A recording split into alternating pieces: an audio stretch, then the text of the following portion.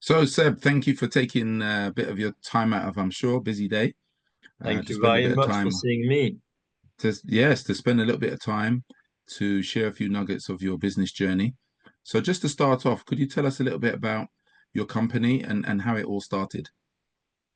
Yeah, sure. So my company name is Jolt Digital. I launched it 6 years ago in Singapore because I was living in Asia for 13 years. And Jolt Digital is a digital marketing agency.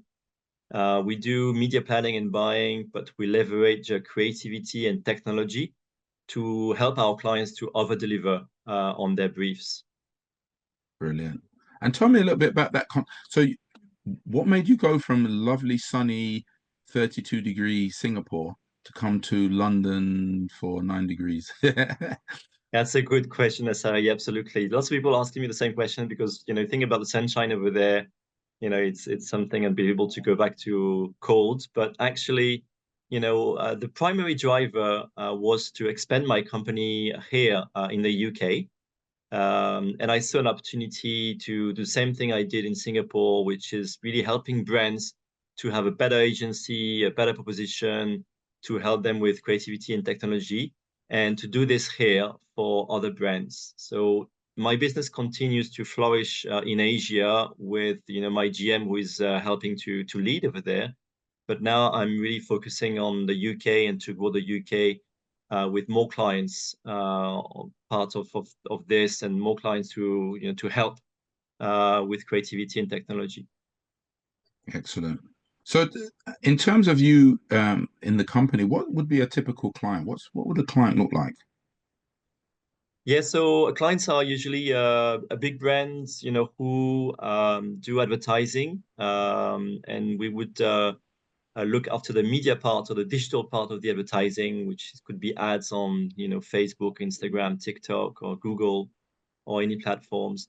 And typically, we work with big brands, like, for example, British Council. We work with Alteryx or banks. So brands who, want to have experts in the field of digital marketing to help them achieve their goals. And their goals could be, more sales online, or it could be leads for B2B businesses, having leads which are regularly coming, which are qualified, which are cheaper cost per lead, things like that. Brilliant. And your path to becoming owning a business. So you said you were living in Singapore for some time, and then you started the business 6 years ago. What led to that move? Yes, interesting question. So I think I always wanted to be an entrepreneur because I admired entrepreneurs for my whole career. Also in my family, they are entrepreneurs from centuries. They've been always, creating businesses. So I think that's something maybe thinking about it now, that's something maybe I have in mind, in my blood, I want to do it. And but beyond this drive of being an entrepreneur, I think I saw some opportunities along my career. And I worked on the agency side, so for big agencies, part of groups like WPP, Publicis, Omnicom, and I saw some gaps existing there with my employers, the agencies I worked at. So I took some mental notes there, and I always was keen to try to launch a business, but I didn't do it. I couldn't find a co-founder to do it at that time. And then after Mindshare, I moved to the client side. So I used to work at Johnson and Johnson. I was responsible for digital marketing and brand marketing for IQView, the contact lenses across the APAC region. And then I thought naively, well, now I'm the client, so I'd be able to push my agency to, provide everything that I saw as gaps. So lack of innovation, lack of science used for media planning, lack of accountability in terms of numbers and everything. And actually, I was not able to do that. The thing was still the same. So I was very frustrated. And this is where I decided to leave J&J and to create Joel Digital because everything I identified as gaps, I thought I could create an agency which can fill in those gaps.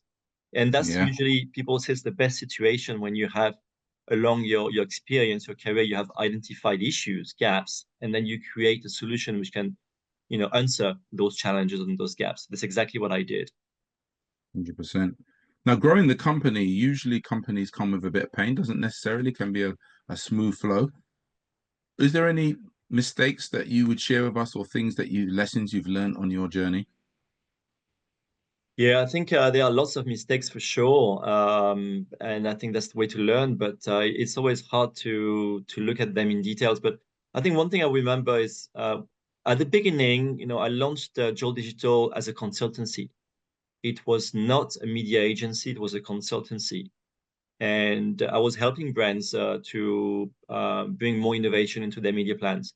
And I realized that quickly, after 6 months, a year, I realized that I couldn't really scale the business to be a bigger business. It was okay to be a solopreneur or to be, one person company, two, three, but max, but not, to the size we are now. So I pivoted the company to become a media agency. We're still keeping, a creativity and technology at the heart of what we are doing, but I pivoted it. So I think I wish, I realized, earlier that to scale, what I want, or to achieve what I want to do in terms of the scale, I needed to be a media agency rather than a consultancy. Not saying consultancy are bad, it's really good, but from what I had in mind, I could have realized faster maybe. Oh, brilliant, excellent. And would you have something called a daily routine, or is it very random each day? I think no, it's not random. It depends if I go to the office or not. Usually, I tend to go to the office 3 days a week, and it's important for me to meet people constantly, meet people, the team, but also meeting new people, and it helps, to form new ideas, to be inspired by others. And I'm a firm believer that not all the ideas will come from me. If I start to talk about something to someone, they might have a better idea than me, and I can just basically evolve it to something better. So that's very important for me. But also, sport is important. And I do about 4 hours of sport a week. Maybe it doesn't sound a lot, but when you're busy, to fit 4 hours in a week, it's sometimes a bit challenging. But it's very important to me because it helps me to balance my life as an entrepreneur and as a person. It helps me to, manage the ups and downs. As everybody knows, being an entrepreneur is always a roller coaster. So it helps me to manage that. And sometimes, I go for a run or for a swim, and I can reflect on issues I have and sort it out, or I can just find new ideas, to develop. Oh, excellent. Yeah. It's very common and it's very good. There's science that shows that it's very good to do exercise and what it does for the human body and the way it makes you feel. So, absolutely brilliant. Yeah. And one of the things is, do you get inspired by anybody in particular when you think of success? Does any particular names come to mind? I always admired Richard Branson from Virgin. And, I read his biographies, always impressed by the way he reinvents himself. He finds new way of doing things, new businesses, but he's very chilled as a person, very relaxed, and I really like that.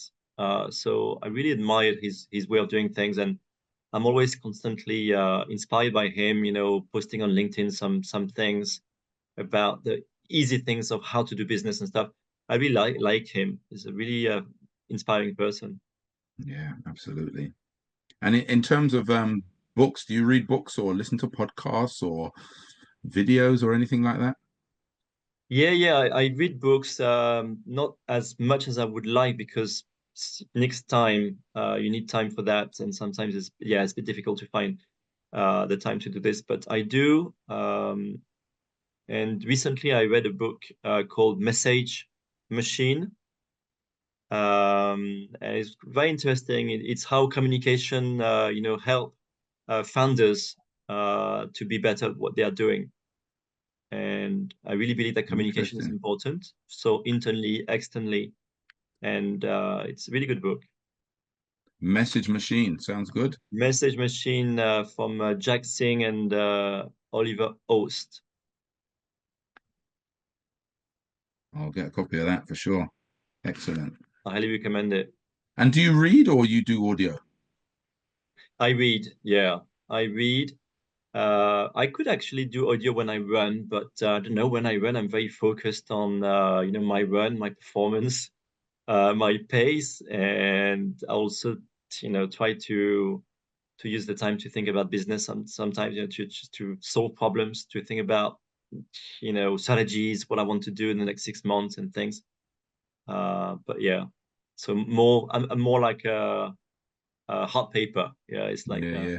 old school. Yeah, no problem with that. So, from your point of view, where do you see the business in over the next 5 years? Yeah, I think it's always hard to project 5 years, but I think to me, I want to have more brands to realize that they would benefit more from using an independent agency like Jolt rather than a big holding company, where the ones I used to work at, you know. I also want to create new technologies as well. So currently we have 5 proprietary technologies, but I think there's more to do. There's more to do there. We already leverage AI, but there's more to do as well. So I want here to help more clients and to through more technologies, more creativity. And tell us a bit about that. Of course, this is a hot topic at the moment. Anything to do with AI, you usually get two reactions. You either get lots of excitement or great worry, not much in between. Um, how do Yeah. you see AI in your industry then, or in your company? Yeah, it's interesting. And you're right. I think lots of people also ask me the same question about AI, but I think we have to make a difference between agencies who are 100% on creativity or creative development, so creative agencies, and agencies who are more on digital marketing, digital media, like Jolt. So I think for us, digital marketing, digital media, AI has been embedded for a very long time, so embedded into Meta, into Google. So it's been there quite for very long. Does it mean that there's no more things to do? No, of course, there's more to do, and it's important. And that's what also we do. We create some tools. We have a tool currently which leverages AI to optimize campaigns, automatically, instantly. So there's more to do. But what I'm trying to say is that in digital marketing, AI has been present for quite some time, whereas in creativity, creative content is just revolutionizing it. It's just brutal. It's really changing completely the landscape. Mm, I can imagine. Yeah, absolutely. Really interesting.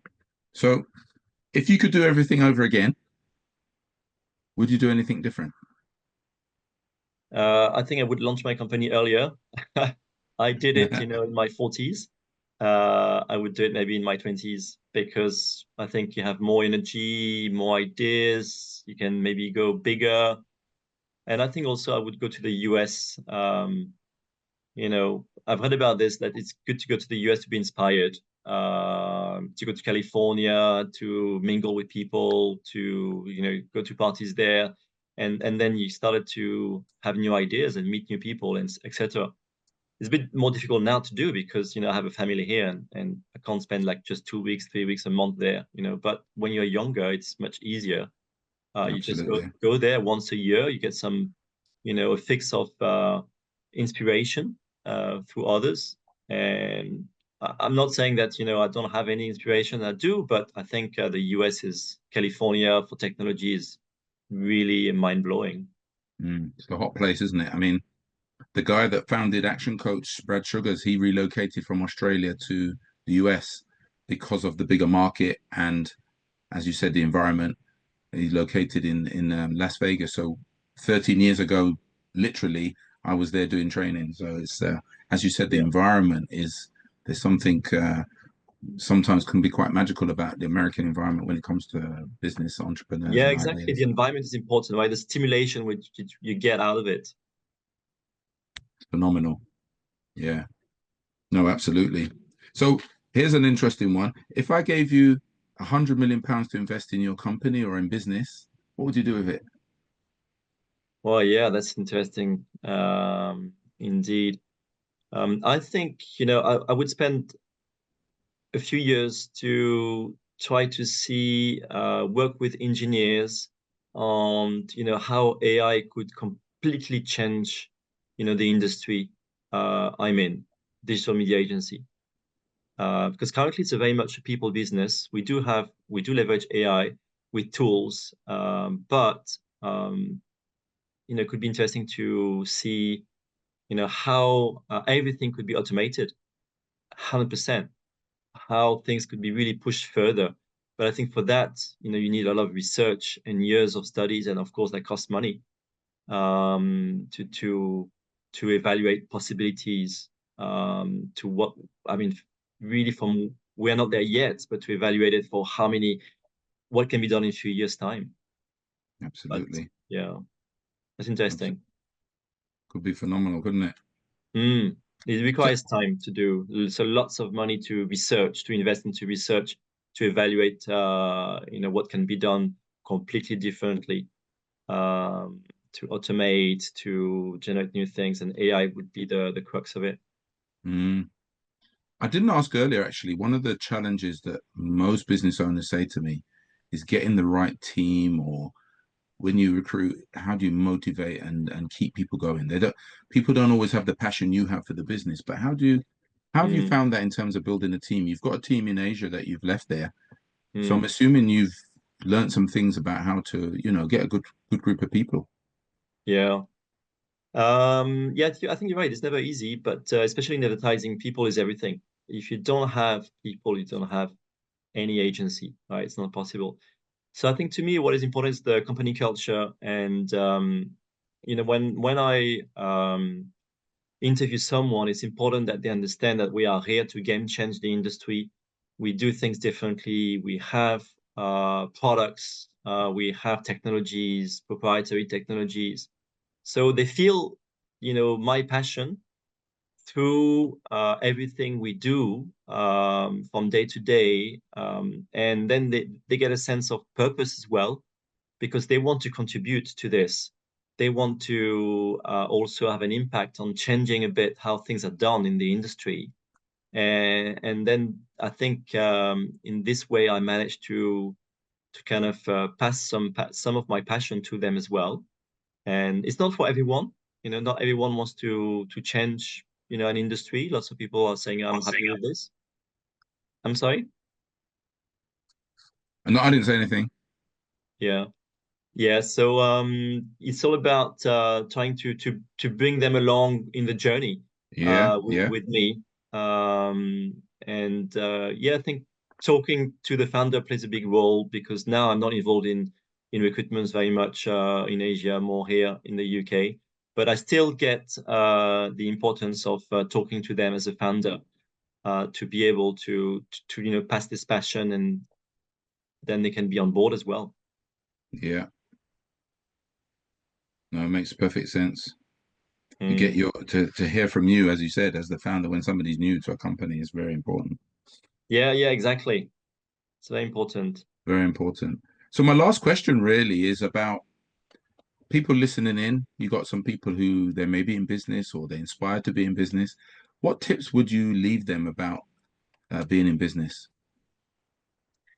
I think a couple of them. I think first of all, what I realized as well is building a business is hard, it's complicated, but at the same time, it's simple because it requires determination and perseverance. So it's not rocket science, but you have to keep going, right? So it's complicated, but simple in a way, if I can say that, right? So Yeah, what I no, would makes say, sense. yeah, is keep going, push it, because it will be difficult. But when you're on the floor, stand up and, again, continue, carry on. That will make the big difference. I think that's from the beginning. But I think after that, I would say once the business is, past the 1 year, 2 year, 3 years mark, and it's working, I would say to keep listening, listening to advice, and sharing with people. I constantly share ideas with people because I really believe that the best idea will not come from me. I might have an initial idea, but then talking to others, then it will add something. It will contribute. And then after maybe talking to 5 people, then the idea will have matured, will have evolved quite a lot. And then suddenly I have, a product and idea which is bulletproof because it's not just me who created it. It's everyone in the industry I talk to, people I trust who added their smart perspective to it. So I would say listening is important and sharing with others, not being afraid of sharing ideas with people you trust. So that it helps to have the business which is continuously flourishing and innovating. Absolutely, yeah. Brilliant. Brilliant. Time just flies when you're having fun. Yeah, Um, indeed. so yeah, fabulous. Lots of nuggets. Learned a lot about the business and a lot about, your perspective. And I really appreciate you taking a bit of time out, Seb, to spend some time with me and having this conversation. Of course, Asari, I really appreciate it as well. I mean, nice questions. Thank you. It's always good to, step back and reflect a bit. So thanks for that. My pleasure. Thank you. All right, you take care.